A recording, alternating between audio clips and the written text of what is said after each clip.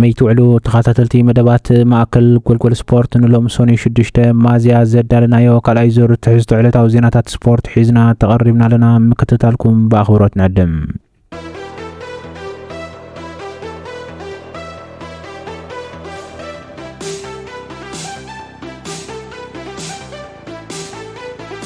اتي اب مجمري عمتو اب تزحايل ليغ عالم وانجا بريمير ليغ استعوتا سلطان ارن سلوت مصايو اب حدقا كمزلو غازيتا ديل ميل غليصام اب كعس اغر عالم سعرت ويكا حماق وصي طرحينا سلطنتي كاب سرحهم زباررم يغون برت تصاوت زريو املخاختاونت مسرح كم زقلاطفو كزنقع يبلون از حج ليفربول تحلفو زلا حماق غزينا سلطان ارن سلوت ون كم صنيح زهرم زناب كوينو اب لعليو تنتلتلو كمزلو يزنقر مسغانتو ناب كتما باريس زغيش ارن سلوت اب زوانزي ابتي سنبتا زنقرلو درجه بصحو كمزلو صبصبات يغلصوم اتوم ابتا كلب زلو سببات ولاكا بعلو سلوت بغلصين تزي تزاربلهم بچبط امريت زلو گن ابز عمت زيان مسايو كحلو صنحو نطبታት كمزلو يزنقرم بزيكاتي كساب ربع غعزو ناي زعمت دحان زنبره ناي زحلف عمت چامبيون زنبره مسمر متقعت تاغانتا صلاحون باكلن بمنفسن كمزسانو اي كحدن اتي بزح ገንዘብ زوصالو الكسندر إيساق ونابتاني مجمري عمتهم بسنكي بقعات مقدالن دحري دما بسنك مقداتي كحقو زي كالن يخون امبر مودات انا زعمت ان غرباب زمصل زلو اوان ودقت كلب ليفربول كابتيز تتقسى شجرات نلعلي كوينلهم كمتي قدمت مال قدام اب مان سيتي تعذبنا وتاسلوت زمرحا زلو غانتاتهم مسرتاوين زبحلو ناي ميدا سرحون قصالي كتغبروم زي تغل كوينالا اب كعس اغر عالم اسلطاني نابز درجه زي مزبصحم اتزقطل سغمتي مبزحتو غزي كدانكا تقليلكا كاب كلب موسايوم صبصابات كم زغلصو زلو دما اسلطان ارنو سلوت ابز كرامات سمم عجيرو كوات مخانو ينقرلهم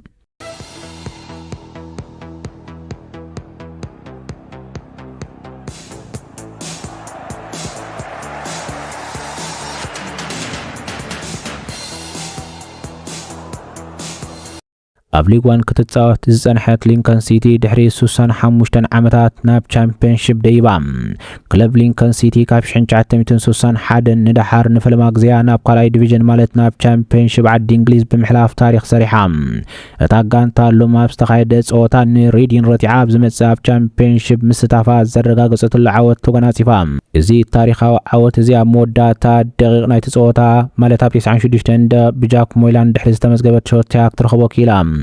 بوصيت ناي صوتا سلطان مايكل سكوبالا زعلما لينكن سيتي اب ليغ 1 كمبل سالساي درجه زلا برادفورد سيتي ب19 نتب مريحام ناب چامبيونشيب محلافا كترغاغص كيلام لينكن سيتي دحرتي كاب 22 حدار 2025 ناتعزا زي تسعرت لنا 24 صوتات غعزم علامه نتي كاب 1952 ناتعزا زي رخبت وانجا ليغ 1 كخونيوم إذا عوت زينتا كلب كاب شحن شعتمتن سوسان حدنات حزاق تصبز صنحت نوحنا سوسان حموشتن عمتات تسبيت سبقع كخونن كلهم كابتو وانتي كساب ناشنال ليك بس حزن برت لينكن دحر نوح عمتات مكران تعرن نابتزل على درجة تملي سلام أسلطان مايكل سكوبالا دحرتي أب كل تشحن عسران حدن زقات أمونيا ودي كام حلاف سعرتن أب كل تشحن عسران 4 زقات أمونيا وحدنت بفللي بوليس مكلاخلن متقعدن زلوا قانتا بمن ناب حدش تاريخاو معراف اسغاغيروا يركبم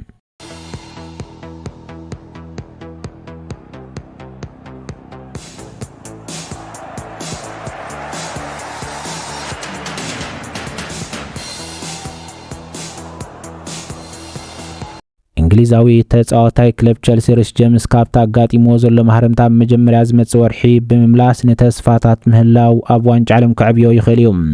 እዚ ተኸላኸላይ ኣብ ዝሓለፈ ወርሒ ብኒካስትል ኣብ ዝተሰዓረሉ ግጥም ማህረምቲ ካብ ዘጋጥሞት ሒዙ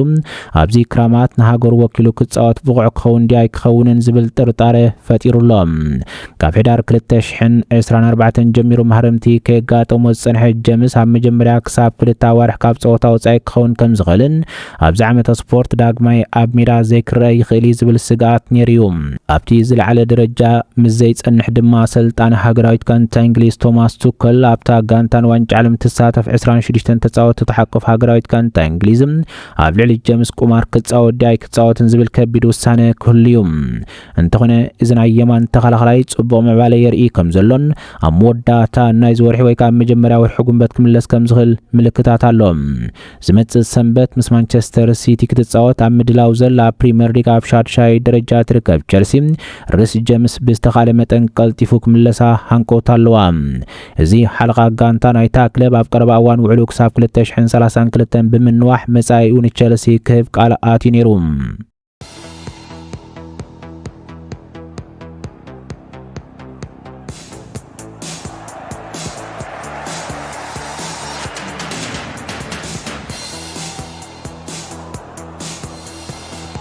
አሰልጣኝ ክለብ አርሰናል ሚኬል አርቴታ ኡፎይታ ዝረኸበሉ እቲ ብ105 ሚሊዮን ፓውንድ ዝተዓደገ ዴክላን ራይስ ምስ ጋብርኤል ማገልሃስ ኣብ ልምምድ ተራእዮም። ኣብ ናይ መጉዳእቲ ቅልውላው ተጻወታ ትርከብ ዘላ አርሰናል ቅድሚቲ ምስ ስፖርቲንግ ሊዝበን ተካይዶ ናይ ቻምፒየንስ ሊግ ጸወታ ዴክላን ራይስ ናብ ልምምድ ምምላሱ ትንፋስ መሊሳ። እቲ እንግሊዛዊ ተጻዋታይ ኣብቲ ዝሓለፈ 2 ሰሙናት ካብ ሃገራውያን ጋንታታቶም ዝተሳሕቡ ተጻወታ አርሰናል ሓደ ኮይኑ ኣብቲ ጋንቶም ኣብ ዋንጫ ኤፍኤ ካፕ ሳውዝሃምፕተን ዝተሰዓረትሉ ጸወታ ኣይተሳተፈን። ዊሊያም ሳሊባ፣ ኖኒ ማዱኬ፣ ማርቲን ኦዴጋርድ ድሕሪት ዝነበሮም ስክፍታ መጉዳእቲ ኣብ ዝተመለሱሉ ብራዚላዊ ተኸላኻላይ ጋብርኤል ግን ኣብ ዝሓለፈ ጸወታ ካብ ሜዳ እኳ እንተወፀ ሎምሶኒ ግን ልምምድ ከም ዝገበረ ናይ ሎሚ ምስልታት ኣረጋጊጾም። በአንጻሩ ግን ቡካዮ ሳካ፣ ጁሊያን ቲምበር፣ ኤዘ ፔሮ ሂንካፒ ኣብቲ ልምምድ ኣይነበሩን። እዚ ማለት ድማ እዞም 4 ተጻወቲ ኣብታ ፖርቹጋል ዝካየድ ጸወታ ክህሉ ዘጠራጥር ኮይኑሎም። ቡካዮ ሳካን ዲክላን ራይስን ምስ እንግሊዝ ተጸምቢሮም እኳ እንተነብሩ እንተኾነ ግን ብሰንኪ ዝተሰምዖም ዘይምቾት ቀልጢፎም ካብታ ጋንታ ክሰሓቡ ተገዲዶም እዮም። ሳካ ኣብቲ ናይ 3 ጸወታ ክሳተፍ ኣጠራጣሪ እኳ እንተኾነ ራይስ ግን ተሰሊፉ ክጻወት ይኽእል እዩ። እቲ ብ105 ሚሊዮን ፓውንድ ዝተዓደገ አካፋፋሊ ምስ ማርቲን ዙቢሜንዲ፣ ማርቲን ኦዴጋርድ በመዃን ኣብ ማእከል ሜዳ ክስለፍ እዩ።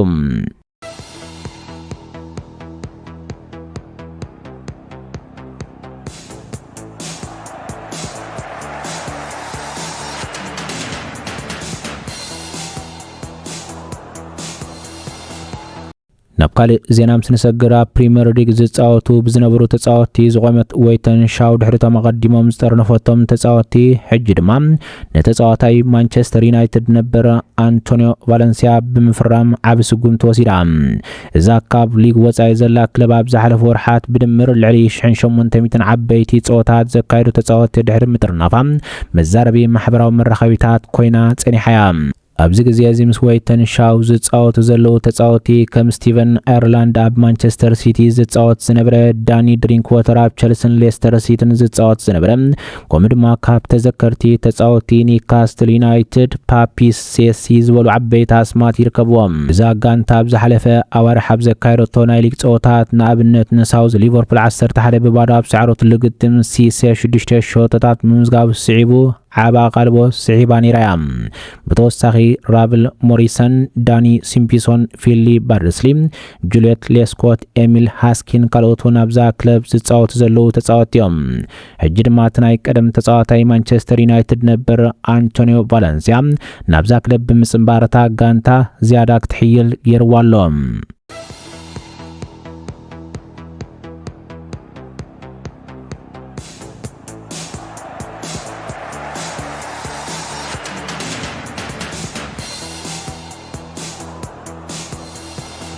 ማንቸስተር ዩናይትድ ነቲ ብሉጽ ተኽእሎ ዘለዎ ቦዝኒያዊ ናይ ክንፊ ተጻዋታይ ናብ መሰርዓ ክጽምብሮ ትሰርሕ ከም ዘላ ተገሊጹ። እቲ ምስጋር ልዕሊ 30 ሚሊዮን ዩሮ ከም ዝበጽሕ ዝግመት ክኸውን እንከሎ ካብ ክለባት ፕሪምየር ሊግ ድማ ተሪር ውድድር ክህሉ ምዃኑ ጸብጸባት ይገልጹ። ኣብዚ መጽእ መስኮት ምስጋር ኣብ ሜዳ ኦልድ ትራፎርድ ዘሎ ቀንዲ ትኹረት ኣብ ማእከል ሜዳ እዩ። እዚ ማለት ድማ ብራዚላዊ ኣካፋፋሊ ካሳሜሮ ብነጻ ክለቀ ምዃኑን ኡራጋያዊ ኣካፋፋሊ ማኑኤል ጓርተውን ኣብ ናይ ሙጻእ መንገዲ ብምህላው ዩናይትድ እንተወሓደ 2 ናይ ማእከል ኣካፋፈልቲ ክተሳግር መደብ ኣለዋ። ብዚ ኣዛሚዳው ነታ ክለብ ኣብ ቦታ ናይ ጸጋማይ መስመር ምክልኻል መተካእታ ክደልን ከላ ናብ ኣውሮፓ ውድድር ኣብ ትምለሰሉ እዋን እውን ብዝያዳ ኣብ ጸወታት ክትጽመድ ስለትኽእል ሓዱሽ ናይ ክንፋት ቃዒድ ምዕዳግ መደብ ጌራላ ከምቲ ካፍ ሃገረ ቦዝኒያ ዝወፀ ሓበሬታ እንትራ ኮይኑ ማንቸስተር ዩናይትድ ነቲ ብክልቲኡ እግሩ ጽቡቕ ክጻወት ዝኽእል ናይ ክንፋት ቃዒ ከሪም አላይ ቦጎቪች ንምኽታም ቀዳማይ ስጉምቲ ወሲዳ ይብል እቲ ቦዝኒያዊ ተጻዋታይ ገና ወዲ 18 ዓመት ጥራሕ እኳ እንተኾነ ኣብ ክለቡን ሃገሩን ግን ዓቢ ጽልዋ የምጽእ ኣሎ አላይ ቦጎቪች ምስ ዓባይ ኦስትሪያዊት ክለብ አርቢ ላይፕዚግ ዝጻወት ክኸውን እንከሎ ኣብዚ ዓመት ድማ 11 ሾቶታት ኣቕፂሩሎ ንሃገራዊት ጋንቱ ቦዝኒያ ድማ መጻረይ ዋንጫ ዓለም 2026 ምስ ሃገራዊት ጋንታ ዌልዝ ኣብ ዝተገብረ ግጥም ነታ ንዓወት ዘብቅዐት ናይ ፍጹም ኩላዕ ዕድል በዓሉ ኣመዝጊቡ ኣዕዊትዋ በዚ ድማ ምስ ኢጣልያን ዝነበረ ኣገዳሲ ግጥም መንገዲ ዝረኸበት ቦዝኒያ ካብ ትጽቢት ብዙሓት ወጻኢ ነታ 4 ግዜ ዋንጫ ዓለም ዘለዓለት ጋንታ ስዒራ ናብ ዋንጫ ዓለም 2026 ክትሓልፍ በቂዓ እዚ ከምዚሉ እናሃለወ ከምቲ ቦዝኒያዊት መርበብ ሓበሬታ ሪፕሬዘንታባ ዝሓበረቶ ማንቸስተር ዩናይትድ ነቲ ናይ ክንፊ ተጻዋታይ ናብ ሜዳ ኦልድ ትራፎርድ ንምምጻእ ርክብ ጌራላ ክትብል ሓቢራ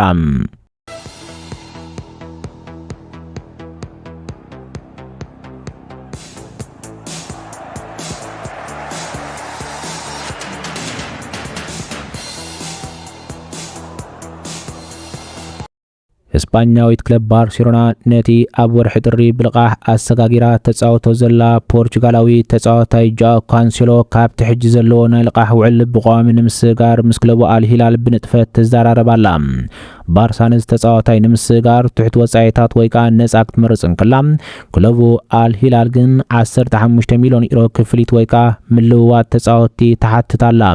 እታ ስፓኛዊት ክለብ ነቲ ኣብ ብዙሕ ሸነኻት ዝዓየሉን ዘለዎ ተሞክሮን ካንሴሎ ኣብ ግምት ኣትያ ልዑል ክብሪ ክትቦን ከላ ኣሰልጣኒ እታ ጋንታ ሃንሲ ፍሊክ እውን ምሱ ክቕጽል ደገፉ ከም ዝሃበ ፋብሪዚዮ ሮማኖ ይገልጽ ካብዚ ብተወሳኺ ጃኦ ካንሴሎ ብወገኑ ኣብ ባርሳ ንኽጸንሕ ልዑል ድሌት ከም ዘለዎን ብዝተሓተ ደሞዝ ክጻወት እውን ክፉት ምዃኑ ሮማኖ ኣረዲዩ እቲ ውዕል ኣዝዩ ብዙሕ ወጻኢታት ዝሓትት እንትደኣ ኮይኑ ግን ባርሳ ንኣሽቱን ነዊሕ ዝጸንሑን ኣማራጺታት ክትምት ከም ትኽእል ይግለጽ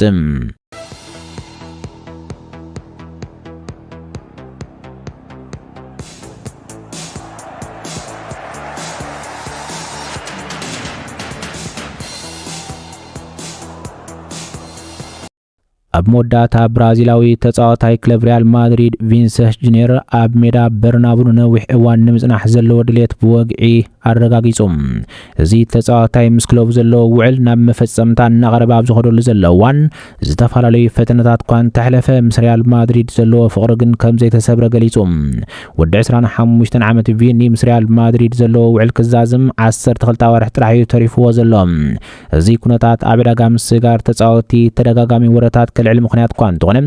ቪኒሲየስ ጁኒየር ግን ቅድሚቲ ምስ ባየር ሙኒኽ ዝካየድ ናይ ረብዒ ፍጻሜ ናይ ቻምፒየንስ ሊግ ኣውሮፓ ፀወታ ኣብ ዛሃበ መግለጺ ካብ ሪያል ማድሪድ ናይ ምውፃእ ሓሳብ ከም ዘይብሉ ሓቢሩ ንነዊሕ እዋን ኣብዚ ክጸንሕ ተስፋ ገብር ገና ሓደ ዓመት ውዕል ኣለኒ ኩሉ ነገር ድማ ሁድኡ ዘሎ ኢሉ እቲ ተጻዋታይ ኣብ ግዜ ኣሰልጣኒ ቻቢ ኣሎንሶ ዝነበረ ጸገማት ብግልጺ ብምዝራብ ምስ ኣገባብ ኣሰልጣኒ ኣሎንሶ ክላመድ ከም ዝተጸገመን ውሑድ ናይ ፀወታ ግዜ ከም ዝረኸበን ኣፍሊጡ ይኹን እምበር አሰልጣኒ አልቫሮ አርቤላ ኣብቲ ቦታ ምስተተከ ቪኒሲየስ ጁኒየር ናብ ንቡር ብቕዓቱ ተመሊስዩ ምስ አሰልጣኒ አርቤላ ከም አሰልጣኒ ካርሎ አንቸሎቲ ንጹር ዝኾነ ርክብ ከም ዘለዎ ዝገለጸ ቪኒሲየስ ጁኒየር ከምቲ ምስ አንቸሎቲ ዝነበረ ርክብ ምስ አርቤላ ፍሉይ ዝኾነ ርክብ ኣለኒ እንታይ ከም ዝደሊ ብንጹር ይነግረኒ ኣነ ድማ ኩሉ ግዜ ዝለዓለ ዓቕመይ ክህብየ ዝፅዕር ክብል ተዛሪቦም ሰላም ክትታልኩም ነመስግን ሕጂ ዝበልናዮ መደባት ስፖርት ነዞም ክንከታተሎም ፀናሕና መስሎ ነይሮም ኣብ ዝቕጽል መደብ በኻልእ ትሕዝቶ ክሳብ ንራኸብ ሰላም ወሰናይ ንኹልና